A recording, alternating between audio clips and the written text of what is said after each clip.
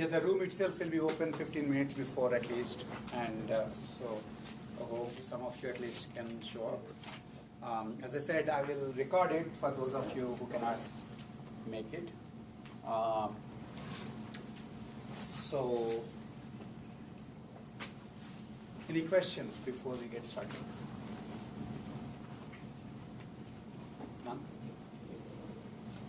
Sometimes I see people kind of moving their hand. I think maybe there's a question. Apparently not. Okay, fine. So we are basically going to be talking about depth first, breadth first, iterative deepening search. Okay. So the first thing I want to remind you is we are going to be acting as if we are searching trees. Okay. So normally, in fact, this is a thing that we mentioned here, that we tend to upfront evaluate search algorithms in terms of their performance on uniform branching trees. Now that's just an abstraction. Real life search is not done on uniform branching trees, but it gives you an idea as to how they do on those things. Okay. Normally we search on graphs. Okay, and but first we will understand the performance on trees, and then we can actually apply these algorithms to either trees or graphs, but their performance on trees is not necessarily correlated with their performance on graphs. It's just that it's easier to analyze for trees. The reason it's easier to analyze for trees, as you probably can tell, we'll assume that it's a uniform branching tree. That means it has the same branching at each node. Okay, so we'll assume the branching factor is B, and we will assume that the tree itself goes to some depth D. Okay, if it goes to some depth D, then essentially you have B power 0 nodes here, which is 1, B power 1 nodes, which is 4, B being 4, and B power 2, B square, B cube, etc. Okay. Furthermore, it's worth remembering that essentially you're talking about 1 plus B square plus B cube plus etc. B power n is the size of the tree in terms of the number of nodes. Right? Okay? And what is this summation? What? B power, what do you say? B to the power 2n minus 1. No, B power n plus 1 minus 1 by B minus 1. Okay? Now the interesting thing is that in essence, if you were to take all the nodes up until the last level, that is n minus 1 levels, okay, they would have B power n minus 1 by B minus 1 nodes. So in some sense, a good approximation to have in mind is that in uniform branching trees, all the action is at the last level. There are as many nodes at the last level as there are in all the levels before it. This is, you shouldn't be surprised at this, right? You guys know binary trees. And this is true for binary trees too. Binary trees are just a special case of uniform branching trees, where B equal to 2. Okay, so it's kind of worth remembering that, because some of the counterintuitive results about search that you are about to hear in a minute can all be traced back to the fact that pretty much all the nodes up until here are just about equal to just the nodes in the last level. Right? That's how uniform search trees work. Okay.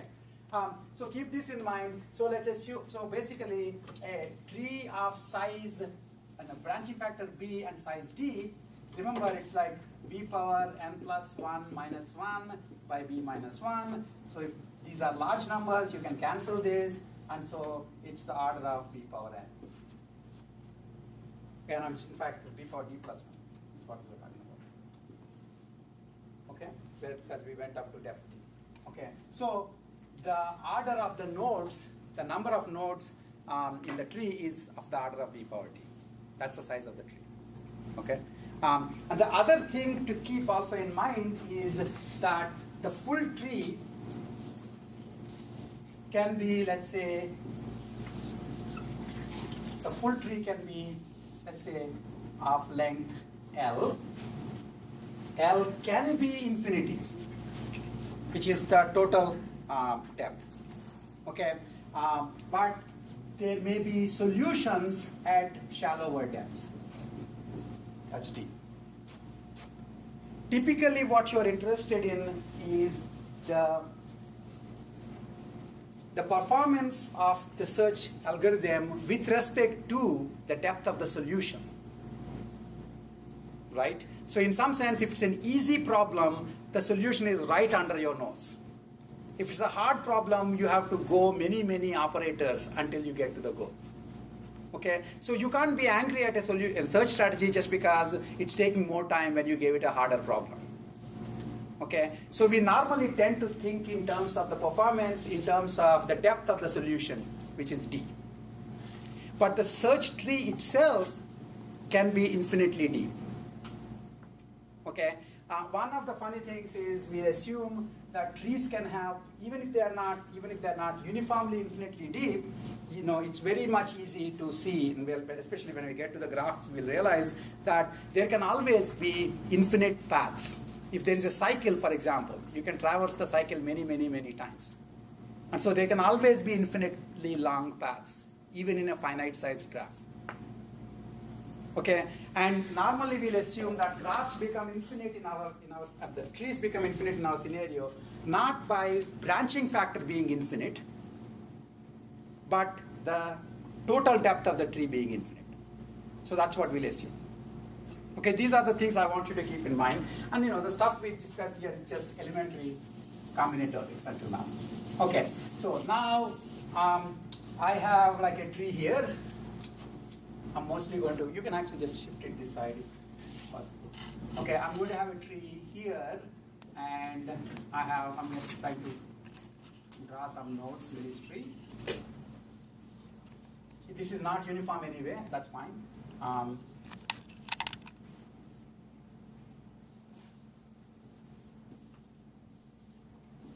That's my tree. Okay. Remember that actually the search algorithms will generate the tree on demand. When they expand the node, they will figure out who its children are. But let's assume you saw the entire tree in front of you. Okay, so let's also assume beforehand that there is a goal here. Okay, and there is also a goal here. That's possible. Okay. Now the question then is, if you're doing breadth first search, what do? You go, in essence, you'll take this node.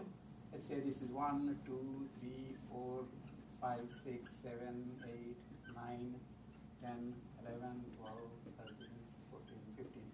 Okay. So in the beginning, I have n0, which happens to be 1. Remember, I want to play this game that nodes have nothing to do with states. Multiple nodes can correspond to the same state. So in the beginning, I start with n0, which is 1. Okay? And it has no parent, obviously, because it's the root cause of all the search. So, and then I remove it from the search tree, I expand it. When I expand it, I realize that these guys are present. Okay? So I will put n1, 2, n2, 3, and n3, 4. I mean, it would have been much simpler if I started with 0 numbers. That's okay. So those are the elements in the queue. Now, when the children are being put in the queue, it does not matter what order they get put in. What matters is whether they are put in the front of the queue or the back of the queue, or in some other arbitrary order. Okay, since in this case, by the time these children came into the queue, n0 disappeared. So they have empty queue. If you have empty queue, there is no front and back. It's the same. Up till now, there is no difference between whether it's breadth first or depth first. Right? Okay. So now I'm going to do breadth first. basically, you always take the node from the front of the queue. Okay, so if you take the node from the front of the queue, you remove this, and if you remove that, I am basically expanding 2. I will get 5 and 6. Agreed? Okay, and so those 5 and 6, where do they go? They'll have to go to the end. The order of 5 and 6 relative to each other, that's just a convention. Normally, you just put it in left to right order, but that's not important. What matters is very much that you are making sure that you're putting N4 is 5 and 5 is 6. That's your queue now. Okay, so now of course notice that the queue started with 1 element. By now the queue has 1, 2, 3, 4 elements. So it needed more space to just maintain the queue. Okay, so now you pick N2. Okay, and now you pick N2, which is 3. So you expand this, then you expand 4. Okay, I'm not going to do all these steps, but you can see that you'll expand 3. Then its children will come in. You expand 4. Its children will come in. Right, and so on. Okay, now the interesting thing is that eventually, when this comes in, that's not yet done. So at some point of time when you expand 3, 8 comes into the queue. But you're not done yet. You're only done if you pick 8 to expand and then check if it's a goal or not. Okay, so the order of expansions matters. This is something that we'll keep asking, to make sure that you understood the search algorithm. I'll ask you, what's the order the nodes are expanded? In this case, the nodes were expanded. First 1 was expanded, then 2, then 3, then 4, then 5, then 6, then 7, then 8. And when you pick 8 for expansion, you stop. Okay, now tell me this. When you picked 8 for expansion, what is on the queue? 10, 11, So basically you have 10, 11, 12, 13. 9. What about 9? 9. And 9. Right? Those are all the guys sitting on the queue. Those are all the guys sitting on the queue. No, 9 not behind. 9 would be on the queue because when 4 got expanded, before anybody here got expanded. You see what I'm saying? You all know that first, but you're sort of seeing a little extra, because you're just looking at in terms of how the queue works. Okay? So now when you pick 8, it stops, right? Now the question is this search strategy optimal out of the box? That means when it picks the goal, is it finding the optimal goal? And remember that right now we are assuming uniform cost. I'm sorry, you're assuming that all the operators have the same cost. Okay, of cost 1, which basically means the cost of a goal is the same as its depth. Cost of the goal is the same as its depth, right? Okay, so now this guy's cost is in this tree. The cost of this goal is 2. The cost of this goal is 3. And you look at this tree, there really isn't. I mean, at least for this tree, you can see that this is the optimal solution.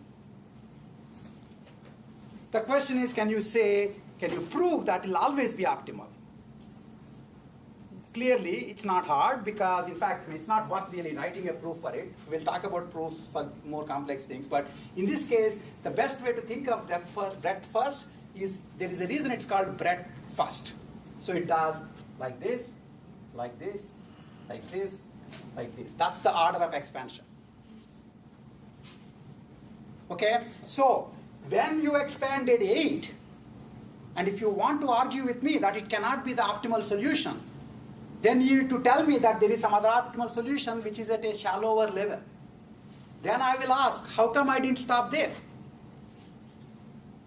You see what I'm saying? I mean, if it was there in the shallower level, then I would have picked up for expansion, unless your goal test messed up and said, no, it's not a goal. I should have stopped there. I wouldn't have come here. So that's your proof. It's a proof by contradiction. There couldn't have been a goal in a shallower level, because if there was a goal at a shallower level, that would have been expanded first before I came here.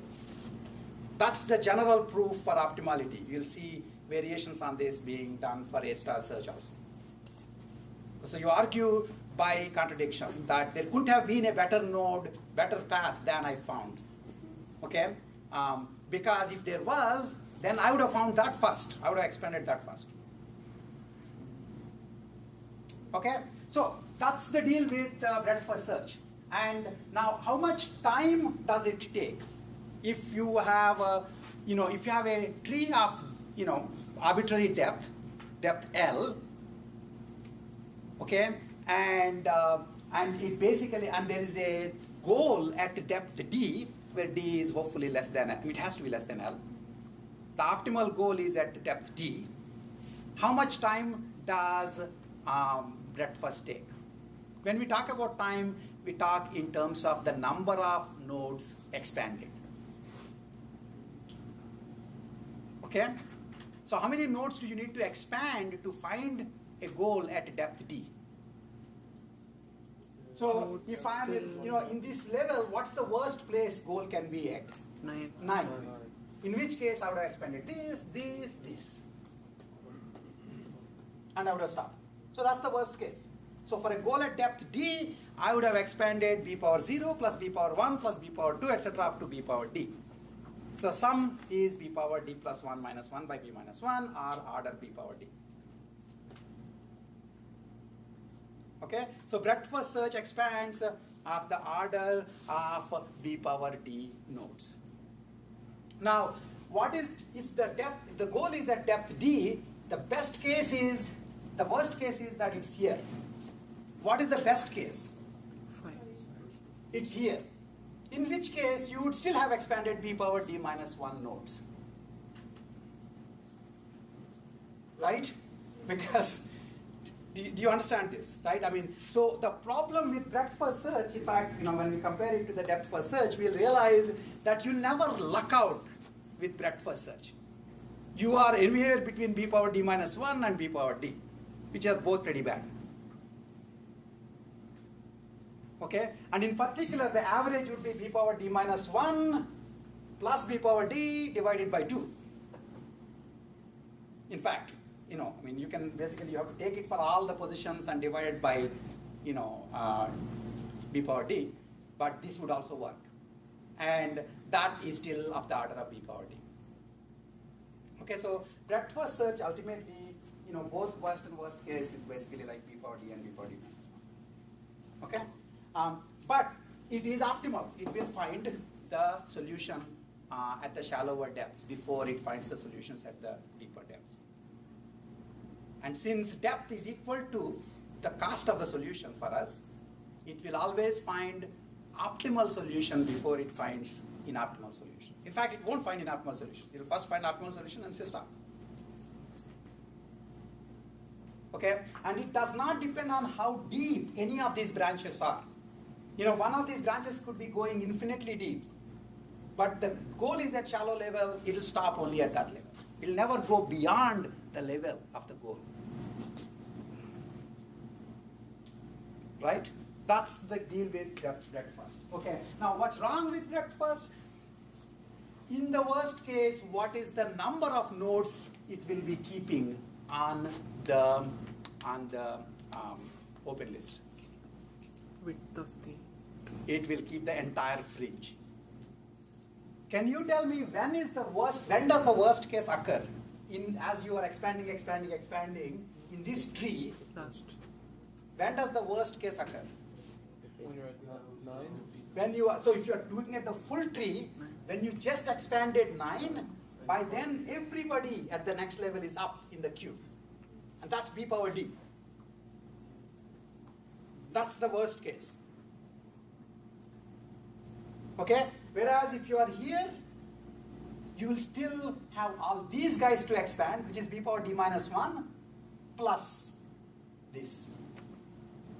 Okay? But basically, the worst case memory for breadth first search is b power d. Which you would think is not particularly surprising. I mean, it's taking b power d time, it's taking b power d memory, but at least it's optimal. Okay? Right? So that's basically what that first search thing is saying. It's complete because if there is a solution at a finite depth, it will find it. And it's the time taken, and time is always measured in terms of the number of node expansions. And that is 1 plus b squared, etc. plus b power d, where d is the depth of the shallowest solution, the optimal solution. And which is basically OP coordinate, order b power d. Okay? Space, unfortunately, is also b power d. But it's not yet obvious right now. I mean, if you haven't thought about that depth first search before, it's not obvious that this is unfortunate. Because you think, that's how blind search strategies work. Is it optimal? Yes. Especially if the cost, since it's going to find the shallowest solution first, and if all the costs are 1, if all the costs of all the edges are 1, then you can, for sure you're optimal. That idea won't work if in fact different edges have different costs. In which case, I mean just jumping ahead, in which case you can't put the nodes in terms of level by level, you should put the nodes in terms of the cost that you traversed. Currently you can think of the way you are putting these nodes as you're putting the nodes such that the shallowest, each node has a d value, which is a depth, and the g value is the cost of going to that node from the root node, and in this case g is equal to d. And so you're putting the shallower nodes up front and deeper nodes in the back. And that would work if in fact every edge is the same cost. If edges have non-uniform cost, then we'll see in a minute, today itself actually, that all you need to do is use this as a prioritized queue, where the new nodes will be introduced into the queue according to their G value. That's it. Okay? We'll get to that in a minute. So it's optimal, this idea itself is optimal if in fact you are cost equal to 1. Okay? Space is of course the big problem. One of the interesting things is you will run out of space. You can run out of space much before you run out of patience. And so you have a program running and the program can run out of space like this. And you are not yet run out of your patience. You could have waited for a couple more days, but there is no space, so the algorithm dies. Okay? So just to put this in perspective, if you are in depth D and you assume like a branching factor 10, which is slightly on the high side, but it's not particularly surprising. There are enough problems where branching factor is 10. Okay? For branching factor 10, if the solution is depth D, you basically need about 100 bytes of memory. By the time of b equal to 14, you need 11,000 terabytes of memory. 11,000 terabytes of memory. And all I'm talking about is a solution that is just 14 moves long. That's all. That's the power of combinatorics. I mean, when I said b power d, it didn't look like a bad thing. Normally we don't necessarily assume that a 14-step long solution is a particularly hard problem.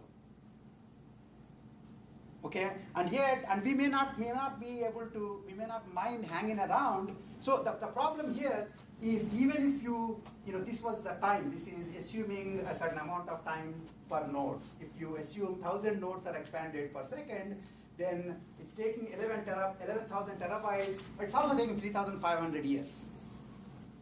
Okay, right? But you notice how by about 31 hours, I could imagine that you can have 31 hours. You probably can have, you just switch on the computer and go home. But it will require 11 gigabytes of memory. Okay, and then this is 128 days, and this is 1 terabyte of memory. Just to put this in perspective, as I said, as somebody pointed out, 24 puzzle is pretty much at the edge of our ability to solve right now optimally. Okay, and some years back, many AI conferences, have, you submit a paper saying, I improved the search strategy, and then they will review the paper, and then normally they'll show you the reviews before they get to a decision. Okay, so there is one time, then reviewers were asking, how come you said you have a better idea, how come you didn't show how much time it took? And I actually was running the conference that year, so I could see the reviewers asking the question and the authors answering it. And the author basically answered at the time that, no, my program just completed. normally you submit a paper and about a month later the reviews come out. So in 1 month, his program completed and he was actually able to give the time. Okay, now you might say you should have better things to do in life than run something for one month. Okay, but what's wrong? I mean, it's like nothing is basically, most of the computers are not doing anything most of the time, especially today because they're not connected to the network. So they could be doing something useful, and essentially, if only they don't run out of space. Okay, so keeping space in control is a useful, noble goal that we may not have thought about before. Okay, and that's where depth-first search shines. So if you take the same exact thing and do depth-first search on it, all you do is you essentially, instead of having the queue as first in, first out, you have the queue as last in, first out. So the first step is the same, N0, 1, and you take 1 out, and then its children are 2 and 3, so N1, 2, N2, 3. Now you take N1 out, okay, and you get 5 and 6, and where do you put 5 and 6? That is the interesting question. Right? So you put it in the front, N3, 5, and N4, 6, then N2, 3. So N2 who came in is not going to get expanded. Tell me something in real world, in human societies, which works like this.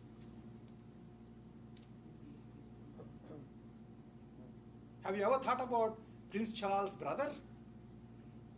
That poor guy is never going to become a king, right? Prince Charles will probably, if Elizabeth does the noble thing, then Prince Charles might at least be king for a day or two. And then his son, first son, will get to be the king for a day or two. I don't think Prince Charles has a brother, but Prince Charles' son has a brother. And that poor guy is out because the brother will have any children, they will become kings, and they will become kings before anybody else gets in.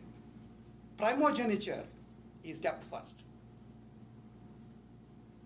Right? Human societies work like that too, in some cases. So basically in this case, it's called depth first because you expand 1, then 2, then 5, then 10. And when you expand 10, you realize that it's a goal, you say, I'm done, here's a goal. It is a goal. Is it optimal? No, it's not. Because there is no proof that there are no shallow goals in other places. This is the part I saw, and that's why I'm done. Okay, yes? First of all, why did we not expand 2, 3, and 4 for number 1? No, I didn't. I put them in. So I made a mistake there actually. Oh, okay. So when I expanded, that's what I meant, N2, 3, and N3. When I removed 1, I put N1, 2, N2, 3, N3, 4. Okay. So both 3 and 4 are patiently waiting, where 2 winds up getting children. Okay, and 4, 5, and 5, 6. And then N2, 3, and 3, 4. That's basically what happens. That makes sense. Right? Okay, so essentially you just go in depth first. That's why it's called depth first. Now, is it optimal? Obviously it's not optimal. Is it complete? That means if there is a solution at depth D, will your depth first search be guaranteed to find a solution, if not the optimal? Yes. Why? Who says no? Yes, tell me why. There could be a solution here at depth 2, and this branch can go infinitely deep, and you'll never come out. We'll actually see this in a minute. In fact, all you need is a good cycle in a graph, and depth first search will go in the cycle. Right? Because the worst case amount of search depth first search does is not proportional to D, it's proportional to L, which is the total depth of the tree. You see what I'm saying? And so basically, and for finite trees, on the other hand, it'll be fine because it'll be in terms of b power n. But if infinite trees, it may never actually start. Okay, so depth first search performance depends not on the depth of the optimal goal, but on the depth of the tree itself. And that's not a good thing because the world that we live in is a pretty big bad world. You know, AI textbook is really big. If your performance depends on the entirety of the AI textbook rather than the little question I asked you in the midterm, that's not going to be good. Right? Okay. So it's not complete. It's not optimal. Okay. And it does take time. It takes basically b power L. So if in fact the goals are all in the last level, then L equal to D. And so it will still take time b power D. One good thing, of course, is in the last level, if the goal is here versus here, depth first search makes a huge difference. Here it will come right away. Here it will take full b power D amount of expansions. Now the interesting question is, what is the average case for depth first?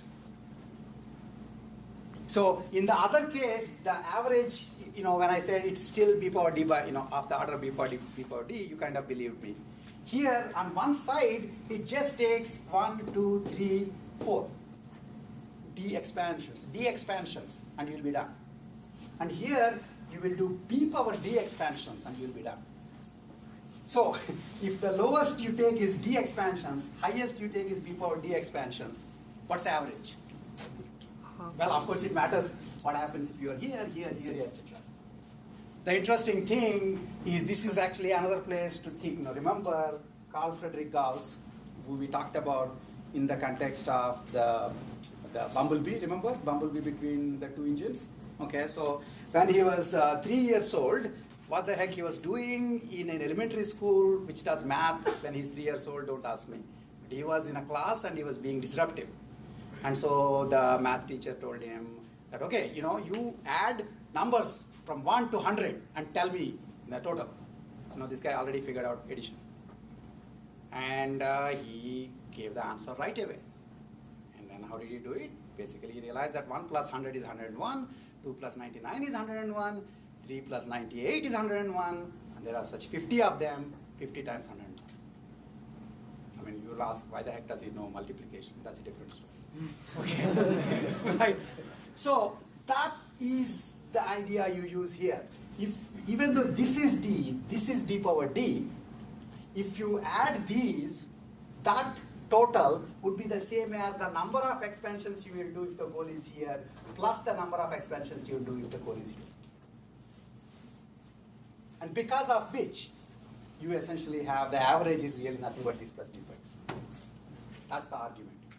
Okay, so to cut a long story short, if in fact the goals are at depth D, and the tree is also depth D, then average case of depth first is still of the order of b power D. It's a little less than the average case of depth first search. In fact, the textbook has the exact numbers, but it's basically, for all intents and purposes, it's b power D.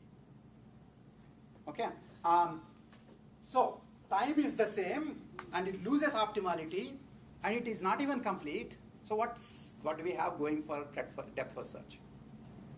What we are going for depth first search is the space. Because how much space does it need? When it was here, it expanded, it got 2 and 3 and 4. So it basically expands 2, keeps these 2 guys in the queue. So when it expanded 1, it got b children, and it expands one of them and keeps b minus one of them hanging around in the queue. When it expands this, it keeps another b minus 1 hanging around in the queue. So if the goal is at depth D, then at most it has b minus 1 here, b minus 1 here, b minus 1 here at every level. D times b minus 1 nodes. D times b minus 1 nodes are kept in the queue. D times b minus 1 is D times B or BD. Okay, so instead of taking of the order of b power D space, it's taking B times B. Huge difference, humongous difference. Okay, so what I'm trying to say is if you go back to that previous thing, this is not going to change that much because you went to depth first search. And furthermore, you won't even be sure that you got an optimal solution. But if you're looking for a reasonable solution, right, this won't change, but this changes significantly. It's only going to be proportional to D. It's not going to be exponentially related to D. That's why people love depth first search. So you love breadth first search because it gives you optimality, and you love depth first search because it gives you linear space. Okay? And any computer has linear space. I mean, linear in terms of D. Okay? That's why you like depth first search. Okay? So, complete, it doesn't fail. It's not complete because it fails in infinite depth cases. And notice that even in infinite depth spaces, depth first search works fine. It doesn't matter how big the world is. I need to know where the optimal solution is. If the optimal solution is also at infinite depth, don't expect me to do miracles. Nobody should expect anybody to do miracles. You know, if the depth of the solution is D, nobody can find the solution with work less than D.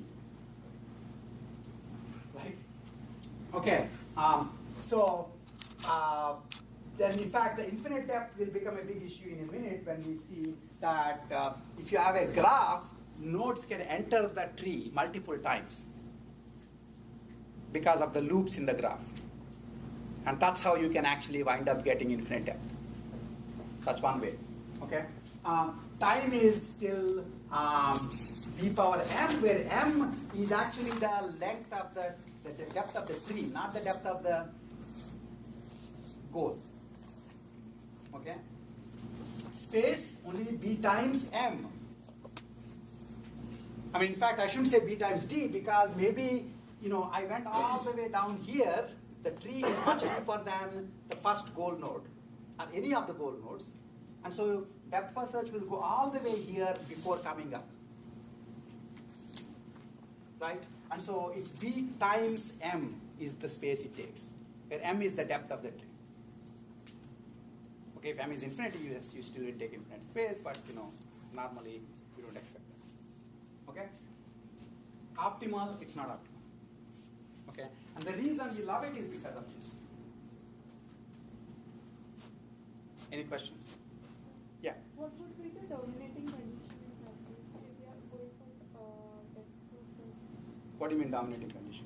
It's like we are finding out the child node of each possible node. Then till what depth are we supposed to? No, so basically the idea is depth first search never stops. Okay. Okay, so it will stop because, suppose, so think about, that's actually a very good question, and it's a very reasonable question to ask when you first start thinking about this. Suppose in this tree, this node is there, and it's not a goal node. Suppose, I mean, I could have made my point by making this a goal node, in which case it could still have found this before this. Okay, but then what happens? Why did it actually stop expanding here? There is no such thing as stopping expanding. It takes this and expands this. You get 0 children. Going back to the son of Prince Charles, the only way the brother of Prince Charles will ever have, so there's Prince Charles, the first son, second son. The only way this poor guy will ever become a king is this guy doesn't have any children. You see what I'm saying? That's true. That's exactly what happens. So it's truly child generator function. If his child generator function doesn't work, then you will backtrack to the brother in waiting, who is becoming older and older. Okay? That's exactly what happens in depth first search. So this guy has no children, so in some sense, nobody enters the queue, so whoever is waiting in the queue get a chance. So that's what actually happens. Okay, the other interesting thing about depth first search is we think of depth first search backtracking. But really what happened is, you know, you go all the way deep and then now this guy has no children, So then what you do, you essentially wind up picking this guy to expand. Notice that you don't pick this guy to expand, you pick this guy to expand. So this, you will come up to here. If it doesn't work, then you'll go up, down. If this doesn't work, then go up, down. Okay, so you have to understand this behavior of depth first. It's like, this is also called the chronological backtracking. So essentially, it will do last in, first out. Whoever is the most recent person, most recent node, that will get expanded. And that's why we typically talk of depth first doing backtracking. We don't talk about breadth first doing backtracking because that breadth first makes uniform progress in terms of depth. Okay? Any other questions? Yes? Professor, can we have cycles in both depth and breadth research? And I mean, there's no point about, I mean, there are cycles in graphs. We'll talk about them in a minute, okay? Yeah. And when you have cycles in the graphs, then essentially the search is still acting like a tree. And it's just all that happens is certain nodes will enter the tree, I mean, certain states will enter the tree multiple times with different depths. Okay. Okay, so for example, had it been the case that, you know, I'm going to do that in a minute, but had it be the case that I have like A, B, C, D, okay? Let's say, okay, and suppose D is the goal node, right? How does breadth first search work? It will put A first, okay? Then when it expands A, it will get B and C. Then it will expand B, it will get D. Okay? Then it will expand C. So actually, no, this is not as good. Let me just say. This doesn't tell you any story. So this is a nicer story. Right. Okay. So B, and it will get A, B, and D. In the case of breadth first, it will then expand B, it will get D, and then it expands D, and it will stop. Notice that there are two instances of D in the tree. This one is a sharp, faster way to get to D. This is a costlier way to get to D. Breadth first search picks this. These are two different nodes, and it will pick this node, not this node. What does depth first do? It will pick this. Okay, and all I need to do to make depth first go totally crazy is these are not directional edges. These are undirectional edges. Then what happens? You expand A, you get B and D. You expand B, you get A and D. So A, B, A, B, A, B, A, B, you can be in very good shape. That's how you get infinite depths when you have cycles. Okay? Yes? I think you know or have a pretty good guess as to how deep the solution should be. That's a very good point. In a minute, actually, keep that in mind.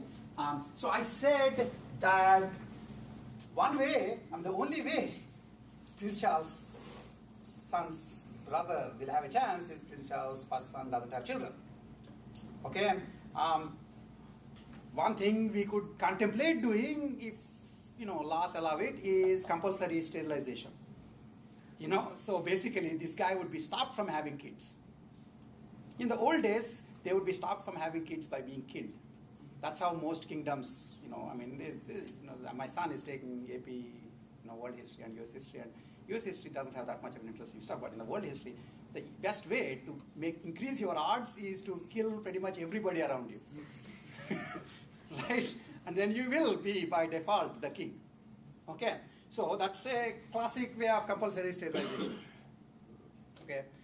So if this guy, in this case, this guy doesn't really have a child, but what if we just sort of say, we will not, somebody like this guy tells me that I know for this problem, there is no point in going beyond depth 35. Okay, if you don't get a solution by 35, there's no point.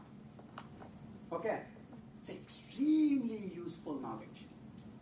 Because the actual tree might be as deep as infinite. But this guy came and told you that you don't have to go beyond 35. So he is putting a limit on your depth.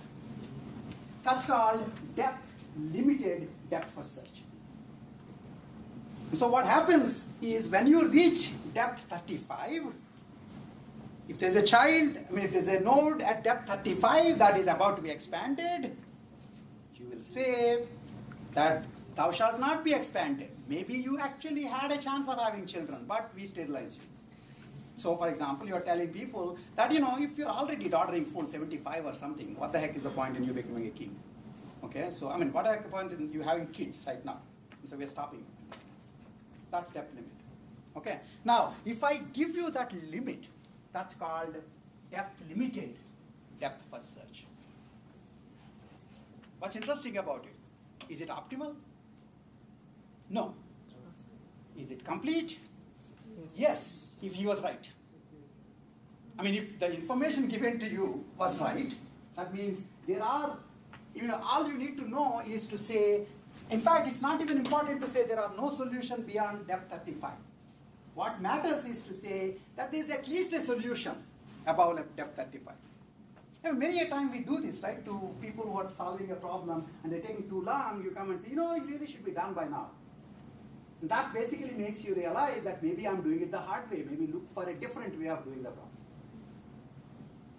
Most of our thinking is, by the way, depth first. Depth first is way more reasonable way to think. In fact, I forgot to, I wish I could show this to you. Maybe one of these days I can show. How many of you know I Love Lucy? You must have heard about it in classics. So Lucy's husband is Ricky Ricardo from Cuba, right? And so whenever he gets onto the phone and hears his name, just like me, he has to spell his name out. And he would say, my name is Ricky, and then she said, what do you mean Ricky? So he has to start spelling. He'll say R, I, and then the person on the other side doesn't understand what he says in R. So he says R as in barracuda. And then she says, what? And then he says B as in boy, A as in Andrew. What did he just do? He subgoaled. Okay, he was actually trying to give his name, Ricky, and then he said R as in barracuda. First of all, that's itself is an interesting thing. Now he didn't get barracuda. Now he started explaining B as in boy, A as in Andrew. So he could be here for like 2-3 days before she gets the first letter of his word, first letter of his day. And human thinking is depth first many a time because of the space. Our brain is very small. Working memory, they say, is about 7 things. So what do? We basically do the thing that we just got most of the time, rather than keep track of big cube. So depth first is cognitively way more plausible than breadth first. And if that makes you think, how can that be? That means we are not optimal. Wake up. You're not optimal. Humans are anything but optimal. Okay? Fine. So if I tell you the limit, then oftentimes then you say you're going depth first, and I say, there should be a solution that takes less than 8 pages of writing for this problem, right? Then you know that you shouldn't be wasting, maybe there's a cheaper way of doing it. That's the information. Okay. So depth limited, depth first search is complete. It's still not optimal. It has linear memory. It has everything, but optimality. So depth limited seems like a good idea. So if you have a rich uncle or at least this guy, who gives you hints, you can use this information. Now, can this useful information be used by breadth first search? No, because breadth first search will still go level by level by level.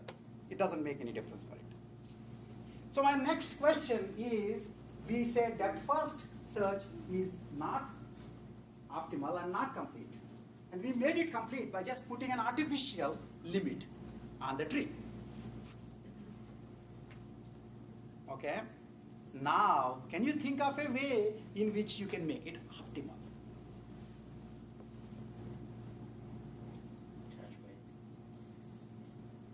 Well, what if you only had one goal? There's only one goal to find it. No, that's not the issue. Okay. No. try different limits. Imagine that you actually don't have this guy, our rich uncle, telling you exactly how far the goal is, right? So, but be optimistic. Assume that the goal is at depth 0. Then you'll expand only one node. And if you're done, you're done. Then assume that the goal is at depth 2. So even though the tree is huge, you assume that the only tree that matters is up to depth 2.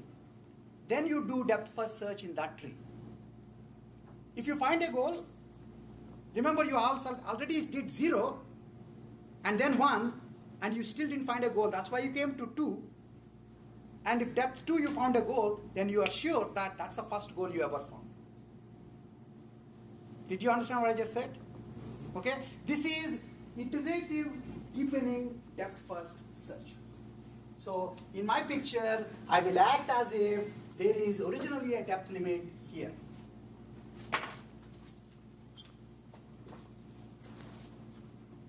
So my tree is just one node. Okay? And then I search it. If I find a goal, I'm done. If not, then I expand my limit to second level. Now my tree is only this much. If I find a goal in this subtree, I'm done. If not, I will expand it to this. This time I will find a goal because this guy is there. And I can be sure that this is the optimal because I didn't find it here, I didn't find it here, so this must be the first time it came in, so it's optimal goal. So You see? Yes? So each time you increase the depth limit, you go through the entire tree again? Gee, what do you think? Yes. You have to go the whole time, against the whole tree. Okay? One more question is, so you basically expand this once when you are expanding just this tree, you expand it again when you are expanding this tree, and you expand it again when you are expanding this tree. So you keep expanding the node d times, where d is the depth of the optimal goal. The first level goal, first 0th level would be expanded d times, first level will be expanded d minus 1 times, second level will be expanded d minus 2 times, and so on. And the goal level itself won't be expanded only once because that time you stop. One last question. What search are you going to be doing in each of these trees? I'll get you. What search would you do in each of these trees? We have depth first search and breadth first search. Which one would you rather do?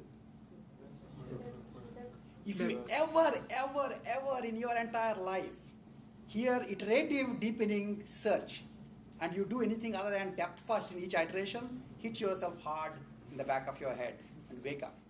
Because there's only one idea that I'll tell you, that is linear space, depth first search.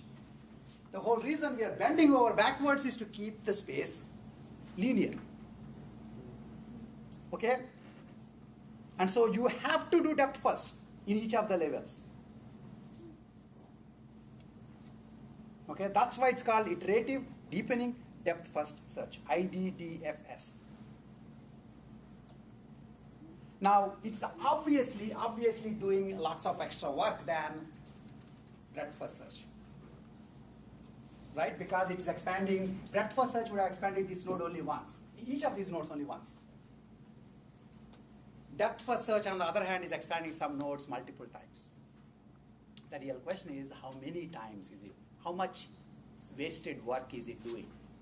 I mean, so the reason you would even tolerate this idea is because breadth first search takes exponential space, and this guy will only take linear space ever. That's why we like this idea. But, I mean, even your love can have limits. If it's basically expanding this node like d times, this node d minus, these nodes d minus 1 times, these nodes d minus 2 times, and so on, it's like a lot of extra expansions.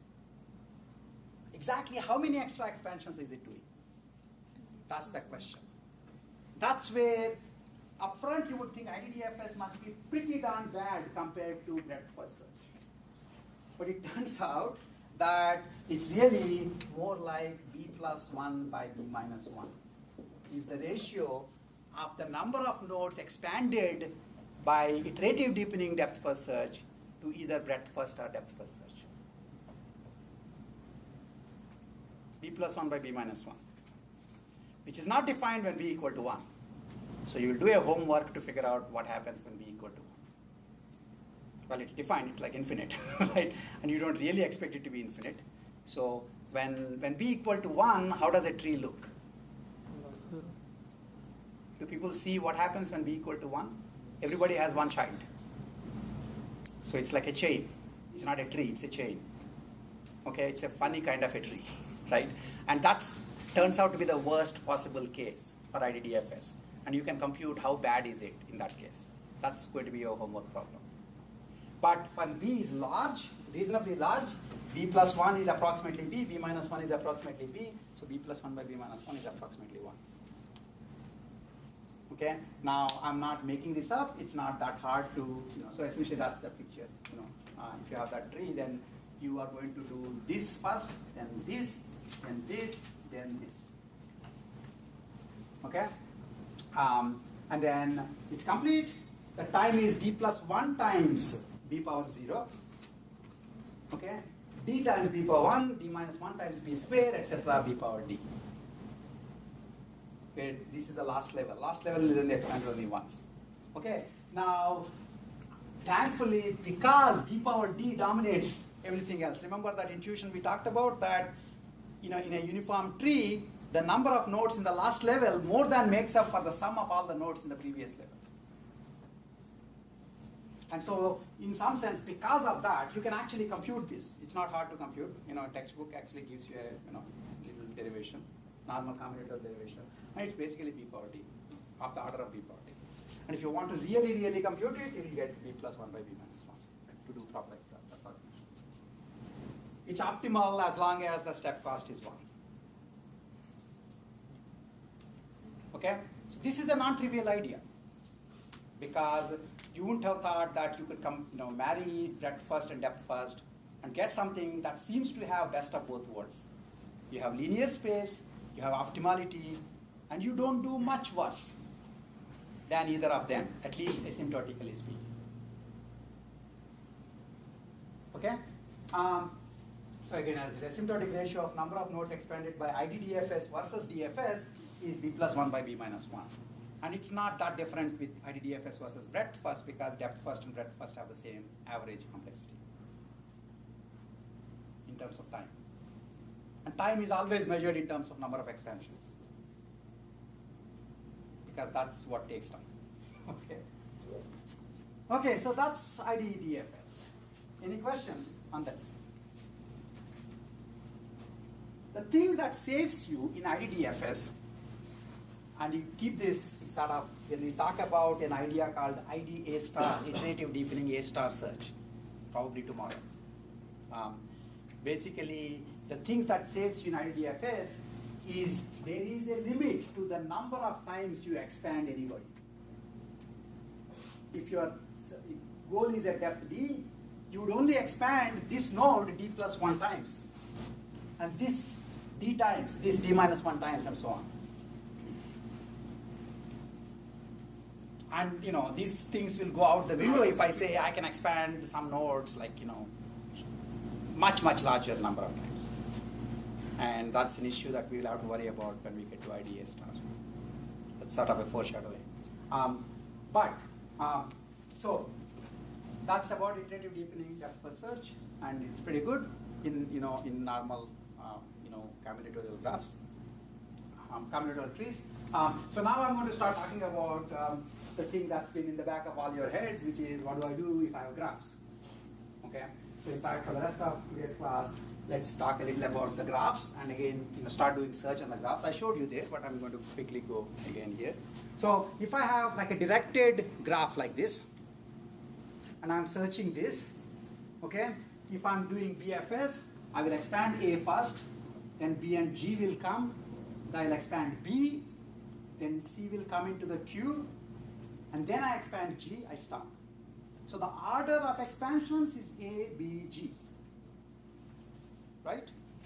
What about depth first search? I expand A, B and G will come in.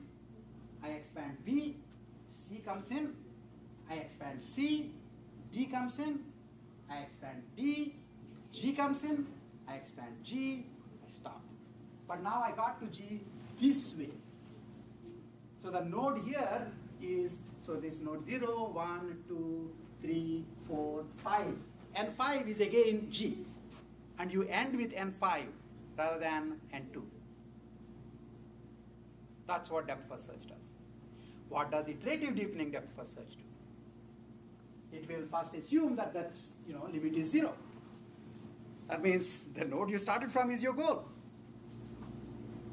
This is important. That's a special case, right? Like if I give you the answer and say, do the problem, you shouldn't be doing the problem. You should say, here's the answer. Okay. So it first assumes 0 depth, and so takes A, does depth first on that, so expands A, checks if it's goal. It's not, then it expands to this. So now the graph is ABG. The tree, the effective tree that you're searching is ABG, right? And so you expand A again, then you expand B. When you expand B, you say you have no children, even though there is actually children for B. Then you expand G, and you stop.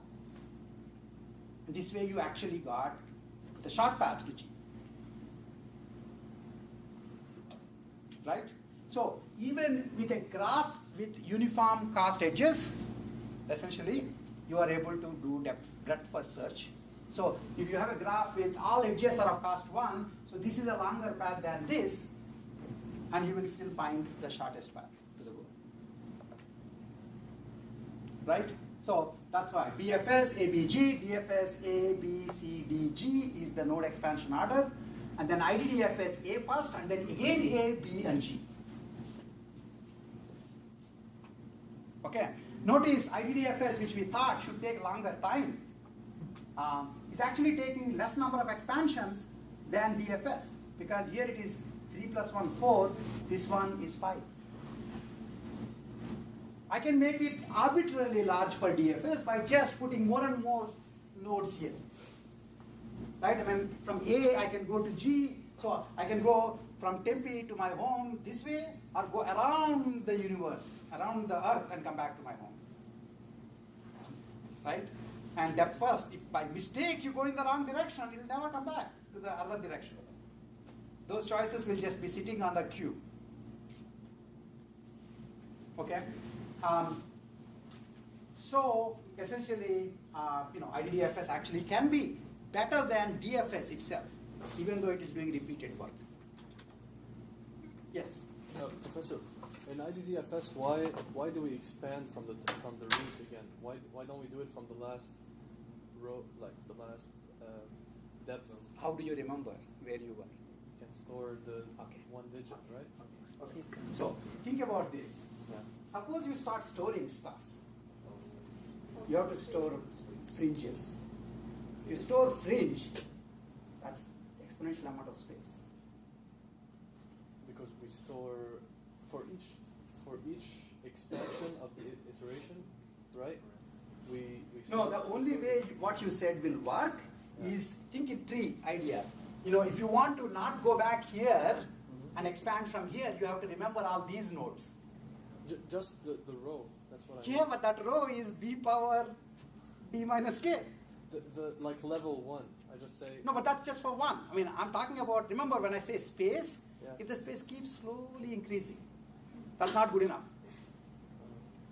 Because it will be, here you will be only keeping b power 0, here you will keep b power 1, b power 2, b power 3. Suddenly one day you will start keeping b power 19.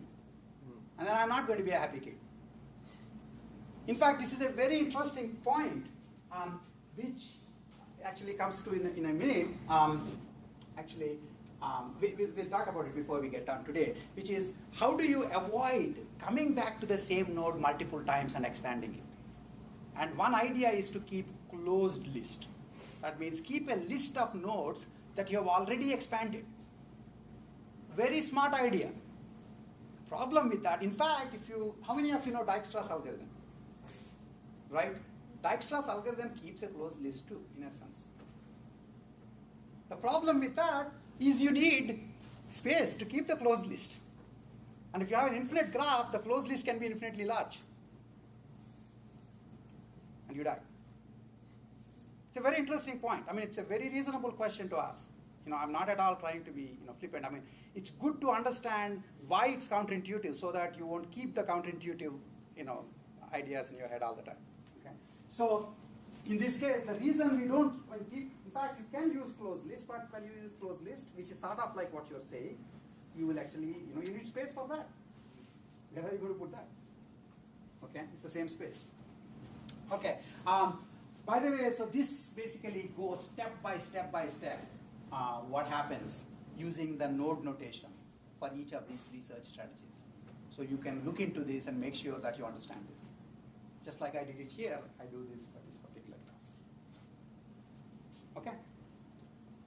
Now I go to a graph which has no directions. That in essence, that means A's child is B and G, B's children are A and C, C's children are D and B, and so on. That's the assumption. Right?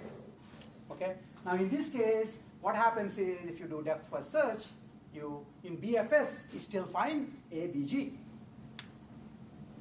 Depth first search is quite nice, A, B, A, B, A, B, A, B ad infinitum. And if you can put if that guy comes and says, oh, you shouldn't go more than 15 levels deep, then you'll at least go 15 levels deep before you stop. Okay? Whereas IDDFS, A, B, G. Okay, so in fact, the cycles matter a lot more for depth first search than for anybody else. And cycles occur whenever you have undirected edges. In fact, you can have cycles even with directed edges. But if you have undirected edges, you directly have a cycle. Okay? Now, this is the point that I'm trying to answer, which is, if you have this problem, A, B, A, B, A, B coming in, can't you realize that you've been to B once and then refuse to expand it because you can't possibly, if you already come to B before, then especially in the breadth first search, the first time you came probably was the best time anyway. Even in the case of depth first search, there is no reason to expand the node multiple times because the children are the same. How many other times you expand this node? Only their cost will change. So why can't you keep track of the nodes that you have expanded and just modify their G values, and because their G values change, their descendants' G values change. By the way, the letters G stands for the cost of the path to that node from the root node. And in a graph, basically what happens is in a graph like this, a particular node, so here G, N6 corresponds to G, so does N3 correspond to G. So the cost of the G value here, N6 corresponds to goal, so does N3 correspond to goal. And the cost of the G value here is 1, 2, 3, 4. The cost of the G value here is just 1. Okay, and so you could actually avoid, to the extent I said that the problem with search time is expansion, node expansion. Why expand it again? Just modify the pointers, modify the costs. That's a very reasonable idea. Okay, but it turns out that the most obvious, so repeated expansions is a bigger issue for DFS than BFS or IDDFS. That's what I just showed in the previous case. Right? DFS is repeatedly expanding B and A and B and A. Okay? So one obvious idea that will make sure that you would not pay the price for it is to remember all the nodes that you have expanded so that you won't re-expand them. You only modify their costs. Those of you who still remember Dijkstra's algorithm would realize that that's exactly what Dijkstra's algorithm does. It essentially keeps changing the cost of going to a node. Previously I got to a node with cost 4. Now I found one more path to this node with cost 7. So I don't need to change it because 7 is worse than 4. Now I again come to this node with cost 3. Hey, cost 3 is better than cost 4. So I will actually say this node's cost is 3. That's what Dijkstra's algorithm does. Now Dijkstra is a famous man, right? And why aren't we using him? The reason is to do that, you need to keep the graph in memory. Dijkstra's algorithm keeps the graph in memory. That's how it does it. Graph means b power d nodes. So you're very carefully doing depth first search so that you only take linear space on the open list. But then you have this thing called closed list, which is the full size of the graph. Doesn't help because you're paying for the both the spaces. Okay, so the way to completely ensure that no node is expanded more than once is to keep what's called a closed list, where once a node is expanded, it goes on to the closed list. Unlike open list, which becomes larger, becomes smaller, becomes larger, becomes smaller, closed list monotonically increases. It will never reduce in size. Okay? And it can become as large as the size of the graph. And so it winds up taking, it has the same problem as the breadth first search. It takes exponential space.